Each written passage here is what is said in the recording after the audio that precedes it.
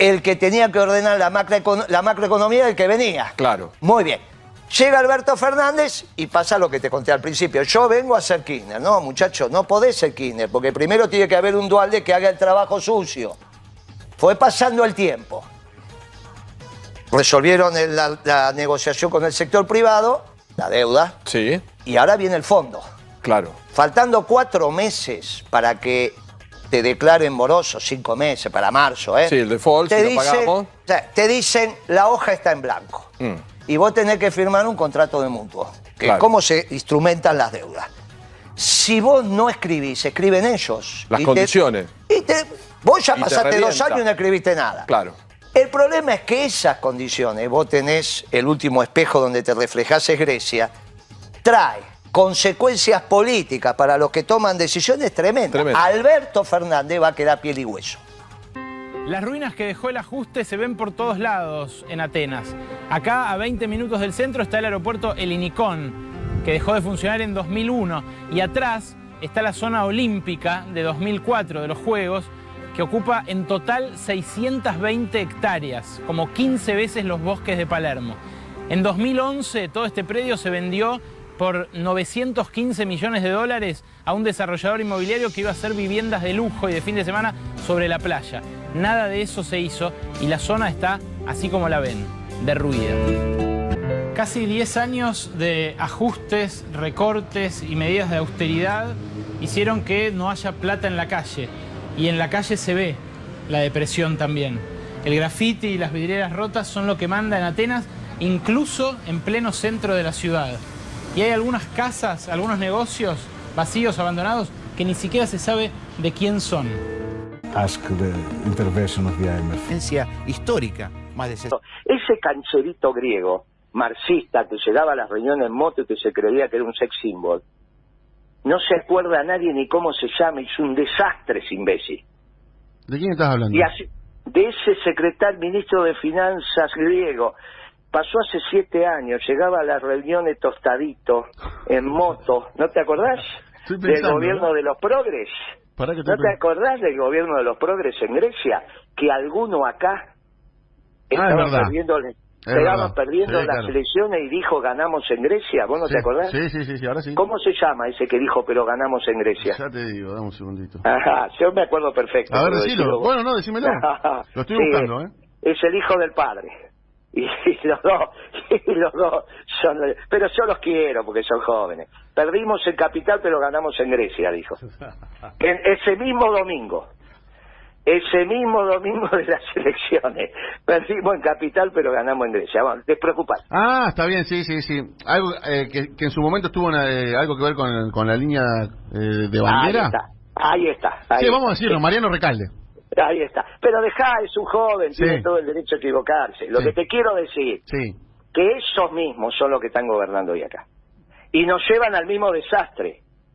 De ahí se sale con peronismo. El ministro de Finanzas griego, Yanis Varoufakis, afirmó hoy que Grecia no pagará al Fondo Monetario Internacional el tramo de 1.600 millones de euros que vencen esta medianoche. Un día crucial para la liquidez de Grecia volverá a ser mañana, cuando se espera que el Consejo del Gobierno del Banco Central Europeo decida si mantiene la línea de créditos de emergencias hacia la banca helena. Contaba cómo el Fondo Monetario les exigió abolir las paritarias. Grecia tiene, al igual que Argentina, una tradición de negociación colectiva muy fuerte. Suicidios, drogadicción, depresión.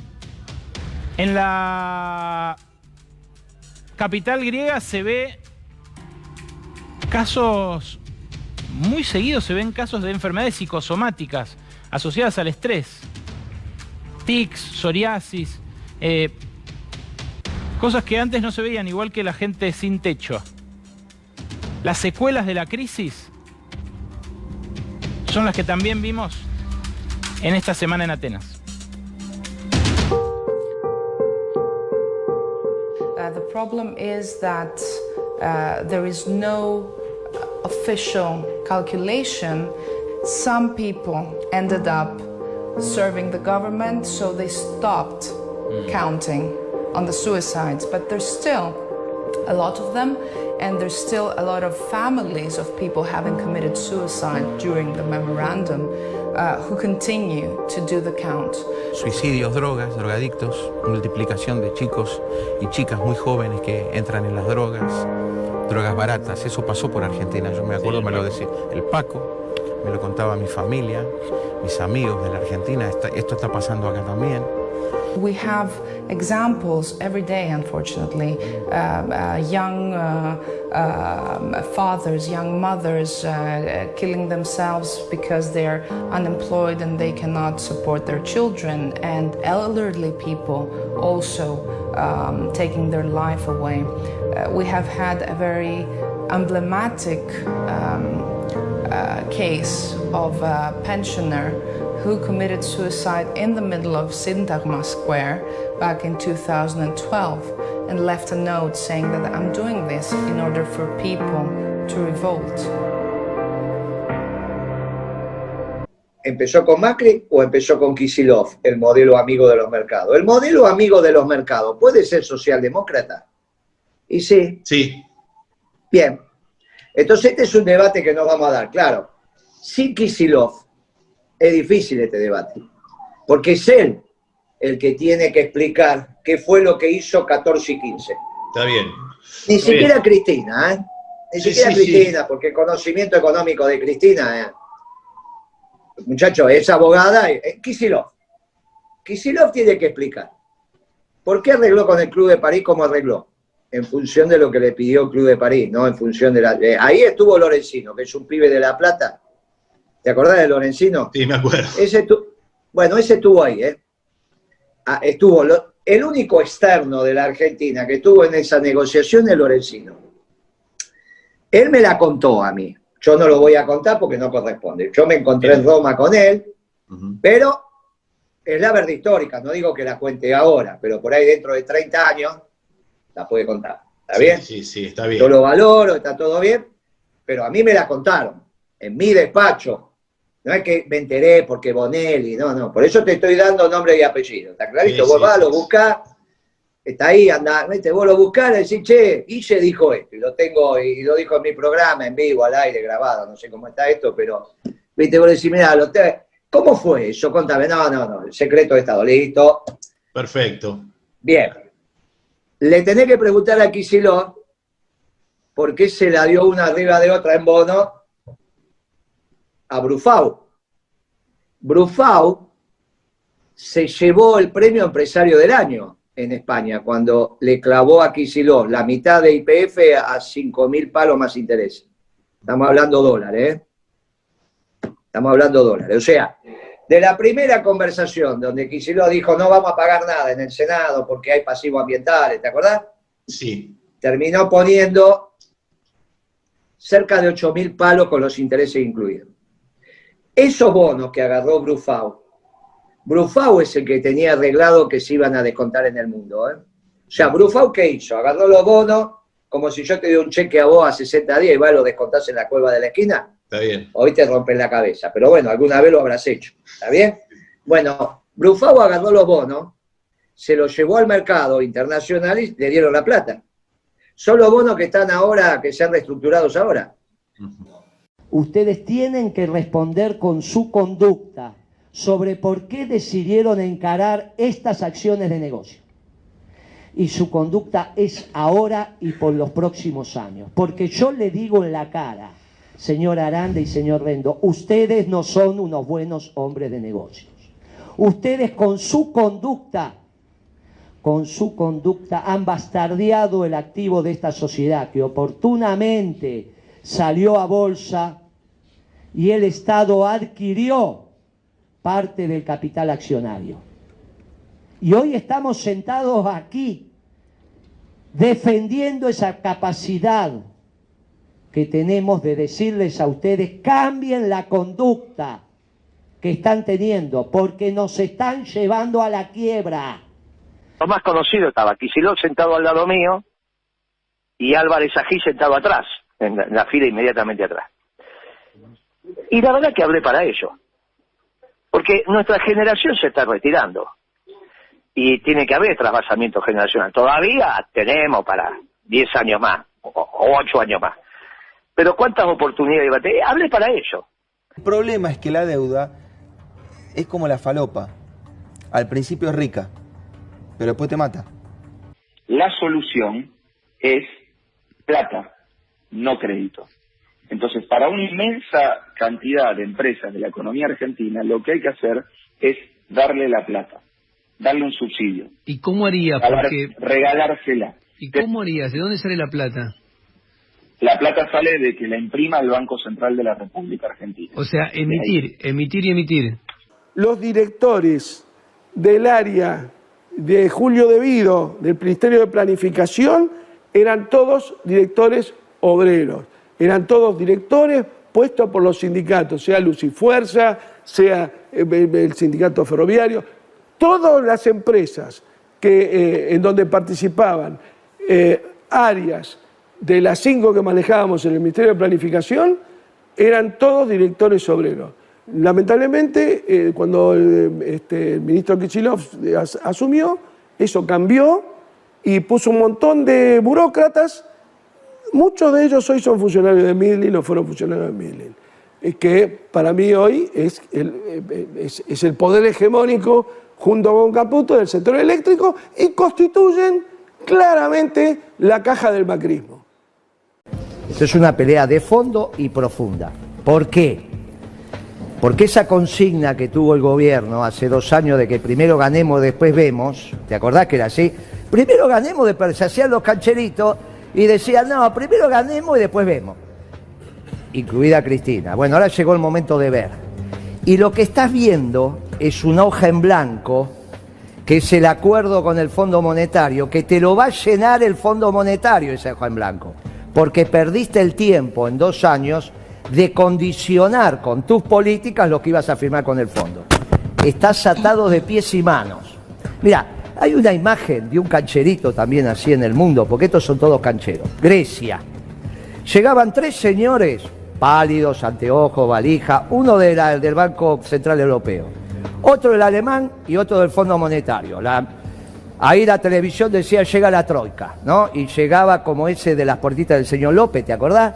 Le faltaba nada más que, bien, listo. Y después llegaba un cancherito en moto, marxista.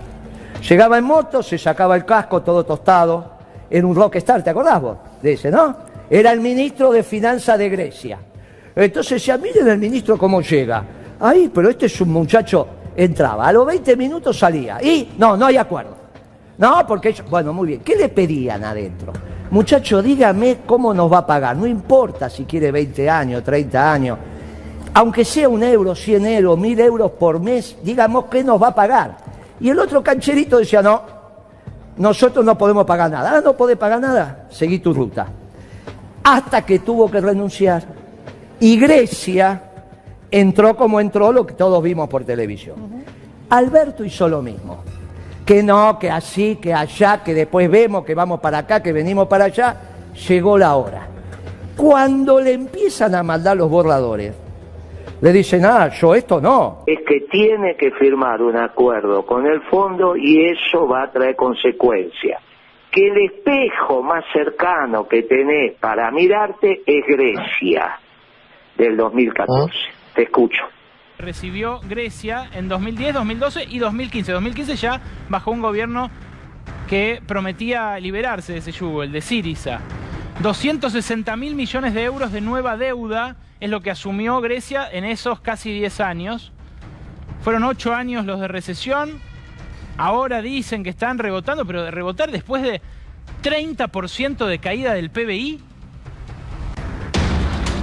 Rebotar después de 30% de caída del PBI es el verdadero rebote del gato muerto.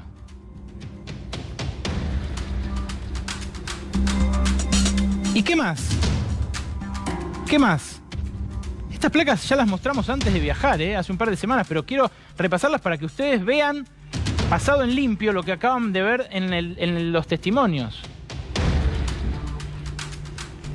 500.000 emigrados, los mejor formados. 500.000 emigrados es el 5% de la población, macho. Es el 5% de la población. ¿Entendés? Es como que acá se vayan 2.200.000 personas. no habría ni logística para que se vayan 2 millones o 200.000 personas de acá. Hay un 13% más de suicidios, hay un 23% de desocupación, 22% de pobreza, 51% de desempleo juvenil, 30% cayó el salario promedio y 13 veces recortaron las jubilaciones. Valdría la pena anotar estos números porque de vuelta no estamos haciendo una crónica de la crisis griega. Estamos tratando de abrirle una ventana al posible futuro de la Argentina. Estamos haciéndole un recordatorio a los que pareciera que se olvidaron. Información internacional y otra jornada de extrema tensión y violencia en Grecia. Los ciudadanos griegos iniciaron hoy una huelga general de 48 horas y se enfrentaron duramente con la policía mientras los legisladores debaten sobre un plan que incluye privatizaciones y recortes fiscales propuestos por el Fondo Monetario Internacional y la Unión Europea para tratar de impedir que Grecia entre en default. Más de 5.000 efectivos resguardaron el Parlamento en el centro de Atenas y reprimieron a miles de manifestantes, tal cual vemos, que realizaron una marcha afuera del edificio y lanzaron consignas en contra de las medidas de ajuste. La aprobación del programa neoliberal que incluye fuertes recortes salariales y de beneficios sociales y laborales y la venta de casi todas las empresas públicas y la condición planteada por el FMI y la Unión Europea para liberar un crédito por 12.000 millones de euros con el que Grecia cubriría los pagos de la deuda previstos para julio. Evidentemente, tal cual lo han expresado las encuestas, la mayoría de la población está en contra.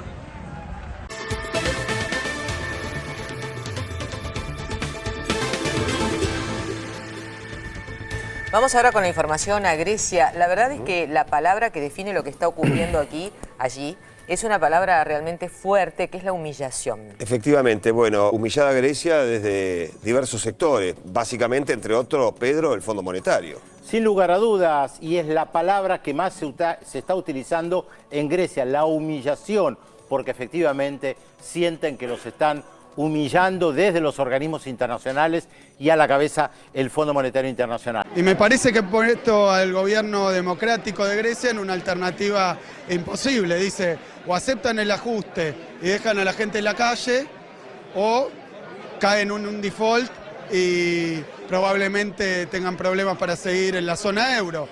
Y ese es un dilema imposible para poner a un pueblo como... uno no puede hacer otra cosa que recordar ese trágico y complejo 2001, donde un punto que vale la pena poner un ojo ahí porque es un mundo que está cambiando, son pueblos que se rebelan ante las imposiciones externas, algo que tiene mucho que ver. Yo, para sintetizar lo que pasó en Grecia, le pongo un solo nombre: una derrota de los fondos buitres.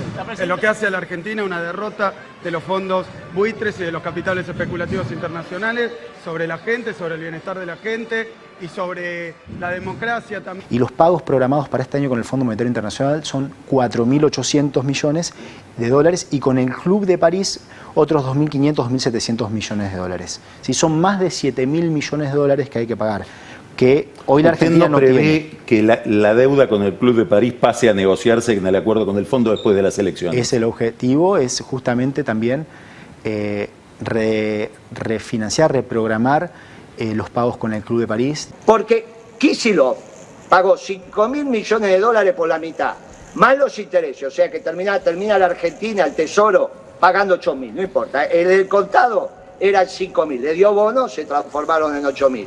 Dijimos, bueno, 5.000 millones de dólares no van a valer porque son bonos, van a valer menos.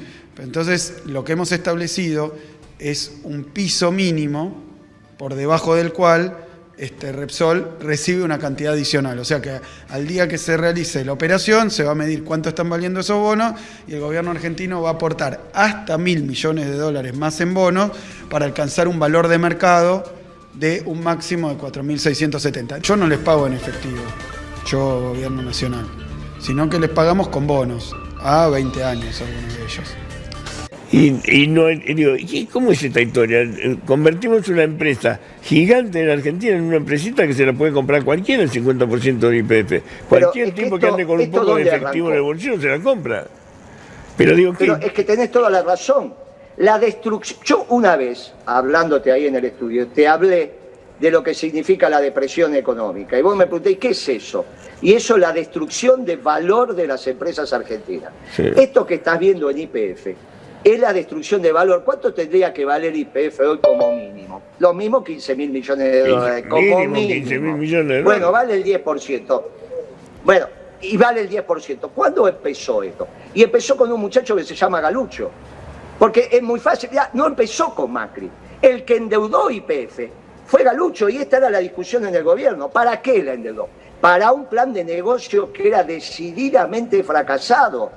¿Cuándo lo discutimos esto? Y en el 2012 lo discutimos, Chiche, con Galucho. Galucho era un muchacho que estaba viviendo lo más bien en Londres, en una empresa, era empleado petrolero. Y de las buenas para primera se transformó de empleado en dueño. Y le decían el mago, por eso le dicen el mago. Porque es el único que en 3 años se transformó de empleado de una petrolera a dueño de su petrolera. Ahora, en el medio es un desastre. El ingeniero Miguel Galuccio. Parate, Miguel, para que te vean. Gerente general de YPF. Miguel Galuccio es argentino y fue hasta el lunes 16 de abril de 2012 en Londres. El más alto ejecutivo latinoamericano integrante del equipo de dirección de la empresa Schlumberger. Yo digo, el plan de negocio de YPF no puedo permitir que lo haga otra vez un tarambana como Galucho, porque me empezó a dolarizar la tarifa Galucho, lo que después hizo Aranguren, pero empezó Galucho en nuestro gobierno. Sí. Bien, nosotros empezamos a hacerle perder competitividad a la industria manufacturera argentina, hay que revertir. Ahora, ¿quién puso las tarifas al precio dólar? ¿Quién las puso? ¿Quién las puso las tarifas? ¿Este gobierno? ¿Ah, sí? ¿Quién firmó el 7,50 con Chevron por millón de BTU? Vos decís que es un tema de Cristina y de Kicillof. ¿Pero quién no firmó ese 7,50, che? No, yo digo, la verdad histórica. Yo una vez, hablándote ahí en el estudio, te hablé de lo que significa la depresión económica. Y vos me preguntéis, ¿qué es eso? Y eso es la destrucción de valor de las empresas argentinas. Sí. Esto que estás viendo en YPF es la destrucción de valor. ¿Cuánto tendría que valer YPF hoy como mínimo? Lo mismo 15.000 millones de dólares. Como mínimo. 15.000 millones de dólares. Bueno, vale el 10%. Bueno, y vale el 10%. ¿Cuándo empezó esto? Y empezó con un muchacho que se llama Galucho. Porque es muy fácil, ya no empezó con Macri. El que endeudó YPF fue Galucho y esta era la discusión en el gobierno. ¿Para qué la endeudó? Para un plan de negocio que era decididamente fracasado. ¿Cuándo lo discutimos esto? Y en el 2012 lo discutimos, Chiche, con Galucho. Galucho era un muchacho que estaba viviendo lo más bien en Londres, en una empresa, era empleado petrolero. Y de las buenas para primera se transformó de empleado en dueño. Y le decían el mago, por eso le dicen el mago.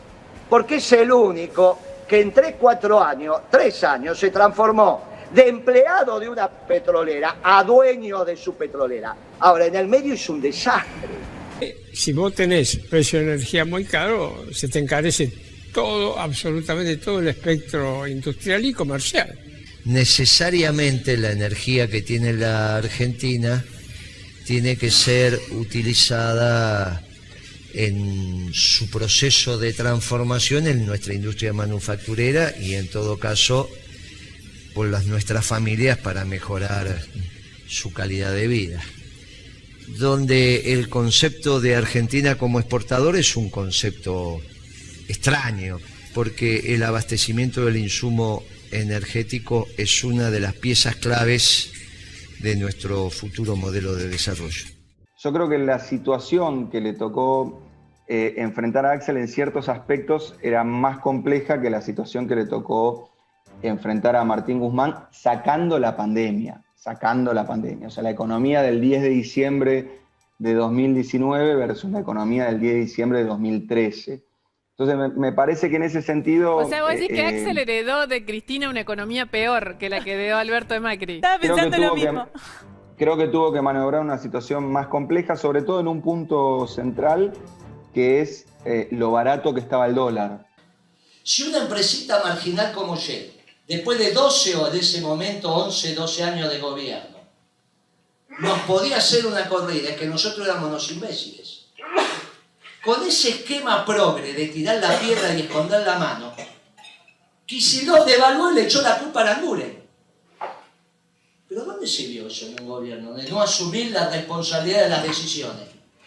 Los nuevos ministros del gobierno de Alexis Tsipras han jurado sus cargos. La reestructuración del gabinete griego tuvo lugar el viernes debido a la negativa de varios titulares de aceptar el nuevo plan de rescate. Mientras, debido a la crisis, el país heleno se ve obligado a vender sus propios territorios. A la venta se encuentran varias islas y penínsulas por precios que varían desde 3 hasta más de 50 millones de euros. El actor Johnny Depp ya ha aprovechado esta oportunidad y compró recientemente su propia isla deshabitada. Sobre este asunto, el analista económico Francisco González Tejera opina que se trata de una parte del plan de la Troika para que el gobierno griego tenga que venderlo todo para asumir el rescate.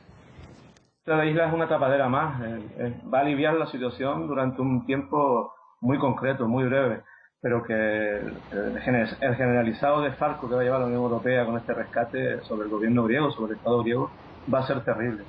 La única salida de aquí es la salida que ha optado, por ejemplo, el Partido Comunista de Grecia, que yo pienso que tenía razón y tiene razón en su postura de que lo que hay que hacer es salir de la Unión Europea, salir de la OTAN y salir de este vergonzoso rescate que va a conducir al pueblo griego pues a la miseria, al hambre, al desempleo y a todo tipo de aberraciones sociales, que es lo que pretende la Unión Europea para quedarse con todos los recursos del Estado griego. Yo creo que es parte de esa operación de la Troika, de la Unión Europea, para que el pueblo griego, que el gobierno griego tenga que vender todo lo que tenga para poder asumir ese rescate, para poder seguir dentro del Eurogrupo, cuando lo más coherente hubiera sido seguir las directrices del referéndum.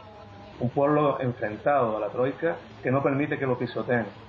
Alternativas las hay, yo creo que hay que trabajar como trabajan otros pueblos y acercarse a otros países, como decíamos antes, como puede ser Rusia, como puede ser China, y trabajar a otros niveles totalmente distintos que en el Eurogrupo. En el Eurogrupo serían terribles, porque lo que pretende la Unión Europea es masacrar y acabar con la economía griega para los intereses de la banca. Se está rescatando a los bancos y se está hundiendo al pueblo griego. Seguir en la Unión Europea, seguir en el Eurogrupo es un auténtico suicidio para el pueblo griego. I ask myself, where is that money going? Is that money using to pay debt, or is going to invest? It's an easy question. More than 90% of the money that we have received are going to pay back all debt, and just 10% have been used for the real economy. Then our debt was basically owed to private banks, and then it was the time of a restructuring. They believe that their policy, austerity, is the only solution for Europe. Directora ejecutiva del Fondo Monetario Internacional del FMI, Christine Lagarde, le ha exigido al gobierno griego reformar su sistema de pensiones. Cerca del 16% del PIB paga las pensiones y esta supera la media. El Fondo Monetario Internacional pide que el gobierno aumente los impuestos. What we have tried to do was to reverse completely the austerity neoliberal policies applied, because we consider that they have been really bad for Greece, as they have been for Europe. So we ended up with a new memorandum, much milder than the former, but still basically a neoliberal program. I used to be Minister of Labour. We passed a reform of pensions, which had to reduce expenditure. That was in the memorandum. So that had nothing to do with the fiscal balance of the project. It was something to do with the new... Primero fue Irlanda y luego Grecia. Ambas naciones europeas se encuentran sumidas en una crisis financiera que ha afectado significativamente a sus pueblos y ha colocado en riesgo a la zona euro. Pero examinemos el desarrollo del problema financiero de estos dos países. Grecia es la principal preocupación para la Unión Europea. La crisis del país heleno inició en 2009 con el boom crediticio que lo llevó a acumular una deuda de más de 410.000 millones de dólares a finales de ese año, colocando así la deuda pública en un 113,4% sobre el Producto Interno Bruto.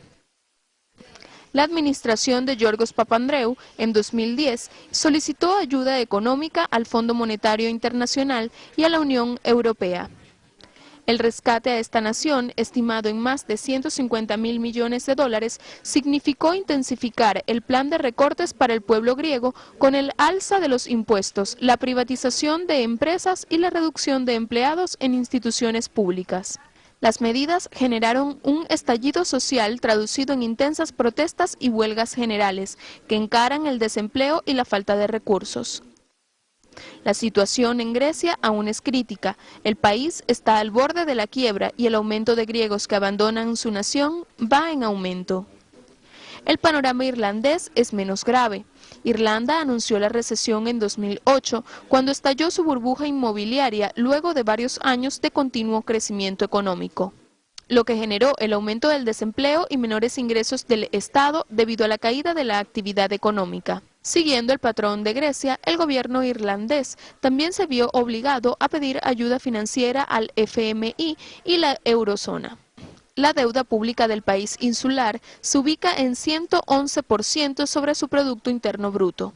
El rescate de más de 115.000 millones de dólares derivó igualmente en la agudización de un plan de austeridad con el alza de los impuestos, el despido de 24.000 funcionarios, la rebaja del salario mínimo y el incremento de la edad de jubilación.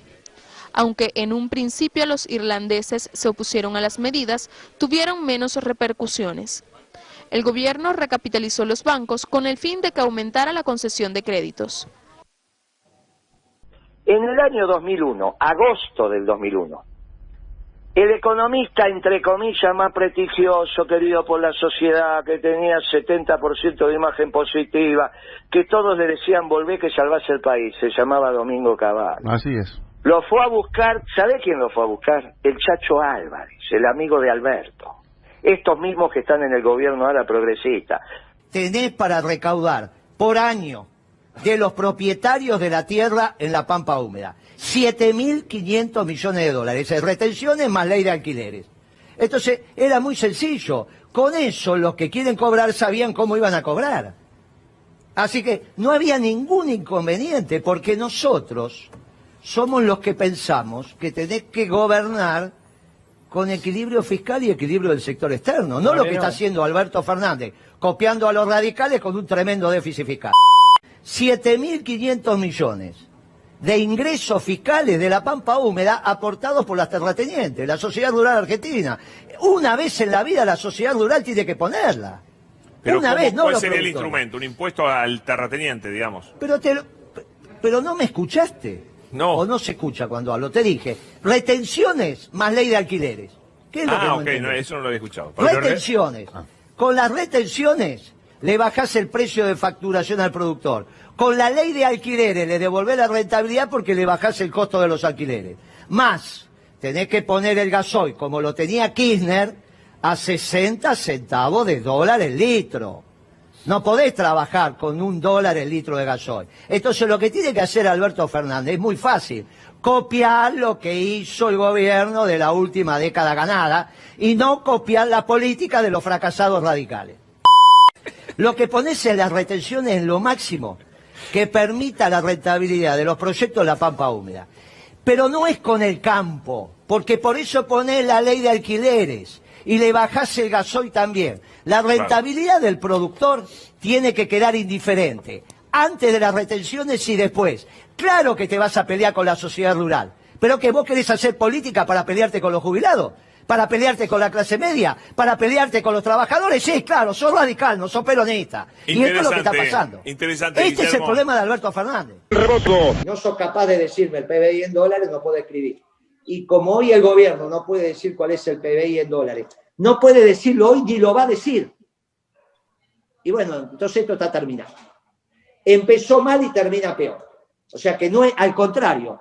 Yo, porque los compañeros me lo pidieron, algunos de los que están acá mirando me lo pidieron, y en un rato de democracia, qué sé yo, les hice caso. Recién empecé a hablar de Alberto en marzo. Y ahora me arrepiento, porque perdimos 2 meses fabulosos. Todavía tenemos un montón de compañeros que piensan que esto es un gobierno peronista. Que piensan que esto es un gobierno peronista. Y entonces tenemos un lío bárbaro. Porque va a fracasar por primera vez en la historia un gobierno peronista, no porque te echan los oligarcas. ¿Está bien? No porque vos atentás contra los intereses y te tienen que bombardear, sino porque cagás de hambre al pueblo argentino. Estás cagando de hambre a los jubilados. Le diste 19.000 pesos en diciembre del 19 y le vas a dar 19.000 pesos en diciembre del 20. No tenés perdón de Dios, Alberto Fernández. No tenés perdón de Dios. Porque va a entregar el mandato con un peronismo totalmente desarticulado, de la misma manera que los radicales quedaron desarticulados después del 89 y del 2001. Ante eso queda la alternativa de qué va a ser el peronismo.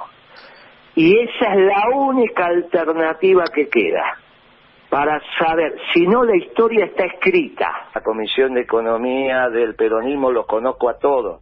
Yo te garantizo que hay 50 compañeros en condiciones, articulados, doctrinarios, que saben lo que hay que hacer, tanto que se lo escribimos a Alberto Fernández el 1 de junio del 2020. Me lo pasaste a mí también, sí. Bien, saben lo que hay que hacer, saben operar y ya están, como dijo Perón, como un león herbívoro, ya están descarnados, ya son una generación que ya está, ya piden que pista, no se piden quiere pista. morir, Claro. que no se quiere morir sin la felicidad de decirle pasé la tea votiva a la generación que viene, como hicieron nuestros mayores, que cuando lo estaban matando en combate te daban la bandera y te decían seguí vos, pibe. Así me pasaron la bandera a mí. Al que iba delante mío lo mataban y te pasaba la bandera, no tenía importancia, solo te mataban. Ahora se quieren quedar con tus ideas, ahora se van a quedar con la causa. Entonces ahora, aunque tengamos 5% de probabilidad de ser exitoso, es que te estoy convocando a vos para que agarre la bandera y diga, muero con las botas puestas si tengo que morir. Porque sos un hombre de ley, bien peronista y bien argentino. En las cámaras, con algún sector. Yo me animo a decir que no hay más peronismo como partido. ¿No hay más peronismo? Pero murió, muchacho. No existe más el peronismo. El peronismo estalló en 1000 pedazos. Hoy no hay un peronismo, hoy hay un montón de peronismo. Mirá. Ahora se está armando un mundo que no se revela ante la injusticia de los pobres. Eso es lo que denuncia el Papa. La pobreza estructural que se está armando en el mundo. El único. Y ese mundo se instaló en la Argentina. Siendo el Papa argentino, penetró más el mundo que el Papa. Y ahí entonces, llegado a este punto, decimos la gran puta. Si los peronistas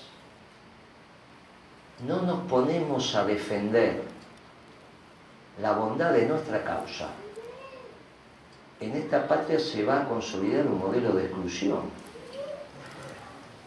Nosotros hemos decidido dar pelea y está claro que todas las fuerzas están orientadas para que sean ellos los que ganen. Me importa un carajo, le vamos a dar pelea, compañeros.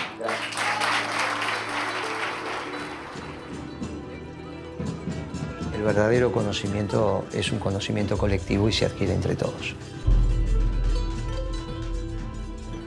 Y para construir este nuevo conocimiento, como siempre hizo el peronismo, los precisamos a todos. La única posibilidad que nosotros tenemos de confrontar con ellos es que hagamos una afiliación masiva de los que así lo entiendan al movimiento.